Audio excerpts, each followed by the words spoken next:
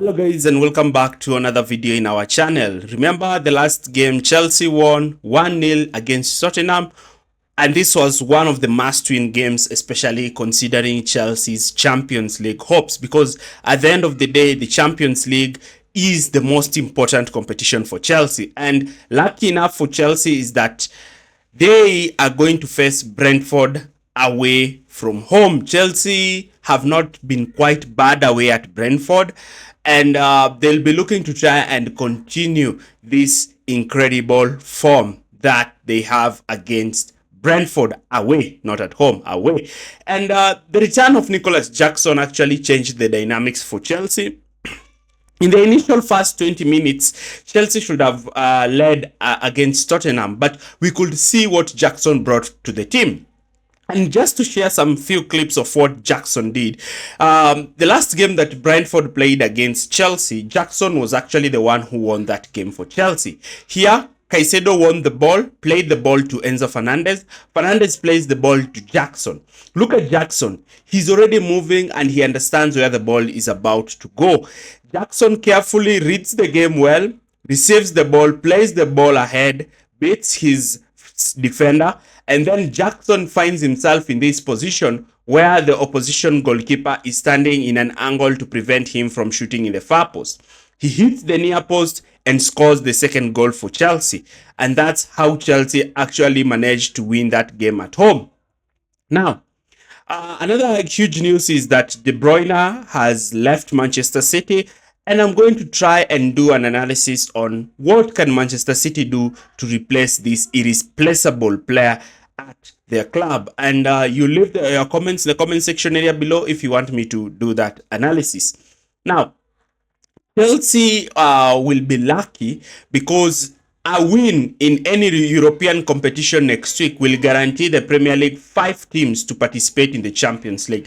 So that even lessens Chelsea's worries, especially with Manchester City baying for Chelsea's blood at 5th place. So let's try and analyze this game. Let's look at the lineup, the tactics, and what we expect. Before we even start, do not forget to like, share, and subscribe to this channel for more videos like this. We proceed. Now in goal, Robert Sanchez is more likely to retain his position with a lovely save towards the end that ensured Chelsea secured all the 3 points against Tottenham Hotspur. Sanchez needs to start, but the goal he conceded from Sarr also created worries amongst Chelsea fans. We move on to the centre-back partnership, and the centre-back partnership that I'm going to go with is Tosin Adrabayo and Colwick. The reason why I'm going with Tosin over Chalobah is because, yes, Chalobah played well, but Spurs, unlike Brentford, are not a physical team. And Brentford have Mbeumo and Wissa, two very physical players, and therefore you need Tosin's aerial winning rate, aerial ability to defend those crosses. Fullback position, I'm also seeing the return of Reece James because of his physicality, with Marc Cucurella also with his physicality. Again, Brentford is a very physical team and will be going away a tough game. So Maresca needs a very strong build backline, especially when you're facing two of the league's most physical forwards and a physically imposing team. Midfield is no difference. Caicedo and Fernandez. Fernandez scored the winning goal against Tottenham Hotspur. He's been very instrumental in helping Chelsea transition to attack, though sometimes he doesn't play a final pass that is very good. With Caicedo, you can just see the rebirth of the new N'Golo Kante winning the ball, and hopefully doesn't get a yellow card in this game. Next player in the team is the front three. Neto will move to the left, Noni Madueke will come into the right, and Palmer will start at the number 10. The reason for this is because of Jadon Sancho's poor form, and Chelsea really need a winger who's able to produce in this game. And also you can just look at the physicality of Neto. He's also very good when it comes to helping the team defend against set pieces and also giving that outlet ball when Chelsea are looking to transition. Leading the line for Chelsea is none other than Nicholas Jackson, a player who managed to score a brace against Brentford in the last game and won Chelsea a game against Brentford, a team that Chelsea had not beaten at Stamford Bridge since they got promoted. So we really hope that Jackson can get back onto his form in this game. And to emphasize how this game was so important for Enzo Maresca is actually this statement, and here it is. Chelsea staff are trying to manage the fitness of Reece James after he came from the England duties. They didn't want to play him against Tottenham because they needed his physicality when facing Brentford. I don't know about Fofana. If Fofana is there, then Tosin Adarabioyo might not start. That is something that I don't know.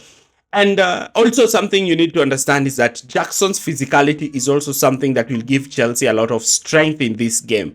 Jackson gives Chelsea that strength when it comes to actually attacking set pieces, defending set pieces, and most importantly, the off-the-shoulder defender runs. As you could see in that Tottenham Hotspur game, the positioning that Jackson took, the positioning that the defenders found themselves in, looking to play those balls over the top. And because of this threat that Jackson will have, this will make sure that this will make Brentford not to alter their tactics because of that threat of Jackson constantly making runs in behind, and therefore Brentford will try to drop their lines, allowing Chelsea ample time to build from the back. Let's look at the tactical board. Chelsea is more likely to wear their white away kit, with Brentford retaining their red away kit. But because we know very well Chelsea like to play from the back, and the threat that Nicholas Jackson will be carrying forward with the runs he likes to make, Brentford might relax and not try to press Chelsea. Brentford, playing in their last 4 matches, played with a back four, including facing Bournemouth and Newcastle. And if they decide to do this, then Chelsea can replicate what they did against Spurs by inverting both Reece James and Cucurella in midfield, dragging Brentford's wingers deeper, and having Enzo and Palmer occupying the half spaces, but this time Palmer operating down the right so that he can have good link-up combinations with Noni Madueke. The 2-3-5 structure is very good for Chelsea in this scenario, in that Noni Madueke can now have space to take on a fullback and try to run towards the byline. It will also allow Palmer to occupy the right half space position, where he can find himself in a position where with his stronger foot, where he can attempt to score a goal. Noni Madueke can open up that right-wing position and position Chelsea in an area where Chelsea can look to create a lot of problems for Brentford. Reece James can also push forward and look to create that triangle together with Palmer and Noni Madueke, where they are able to create that overload that can really hurt Brentford, even at times positioning Palmer in an area where Palmer can attempt a shot on target. The next scenario is the use of this triangle on both wide areas, and because Wissa will be the only attacker, then Chelsea can afford to have two center backs behind, and the same thing can also be replicated down the left. But knowing Brentford and how they faced Chelsea, Brentford also altered their structure the last time they played Chelsea by deciding to move into a 5-3-2 structure, limiting those central overloads and having a back five to counter Chelsea's attacking players. Tosin Adarabioyo will be key for Chelsea in winning those aerial duels, but Mbeumo might sometimes be more physical and outmaneuver Colwill and try to put Wissa 1v1 in a ground duel battle with Tosin, where Wissa can sometimes fancy his chances. And in this case, Chelsea can decide to shift into a back three to have that +1 in defense and move into a 3-1-6 structure, with Cucurella being the one to move into that left half space and Palmer playing as a second striker, with Enzo moving to the right, looking to attack the box by playing cutbacks and crosses from that right half space channel, also targeting the far post where Marc Cucurella can be looking to try and attack that ball in that area. And because of this overload of 6 players, this can make Brentford to drop deep. Alternatively, Brentford will also have some time where they will be dominating the ball, and they will also have some key interesting tactics. If they decide to play with the back 5, then they will push their wing backs aggressively high and have Mbeumo and Wissa going 1v1 with Chelsea's centre backs and having their wing backs cross the ball into the box. And this might create a lot of problems for Chelsea. And sometimes Chelsea will need their goalkeeper and their 2 centre backs to be ready to win aerial duel after aerial duel after aerial duel after aerial duel. Now, I just want to give this food for thought. Chelsea's defender like Gusto played really well against Spurs, but when you're facing Brentford, you're facing those more established physical sides in the Premier League. And in the past, Chelsea have really struggled to keep up with Brentford's physicality. This is a game that will be won on in the air, and the ball needs to be put to the ground. Now, Brentford have also another key strength that they have, and that is their set pieces.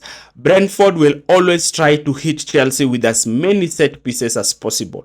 Chelsea should minimize the fouls they commit closer to the box, the fouls they commit in the wide areas, which can lead to crosses coming from deep. Chelsea should also be concerned on the corners they give and ensure they do not give enough corners for Brentford to get back into the game. We have aerially dominant centre backs like Pinnock who have punished Chelsea before. Chelsea should endeavour to dominate possession, to dominate the ball on the ground, and try to play to Brentford's weakness, which is playing the ball to the ground. Otherwise, if they decide to go long all the time, Brentford will outmuscle them and bully them. My predictions for this game is that I still think Chelsea are going to win this game, and I'm going to go with a 2-0 victory for Chelsea in this game that sees Chelsea retain their position in the top 4 at the end of this game week. What do you think? Do you agree with my predictions? Leave your comments in the comment section area below. Leave your suggestions in the comment section area below. Thanks for watching, and see you in our next video. Bye.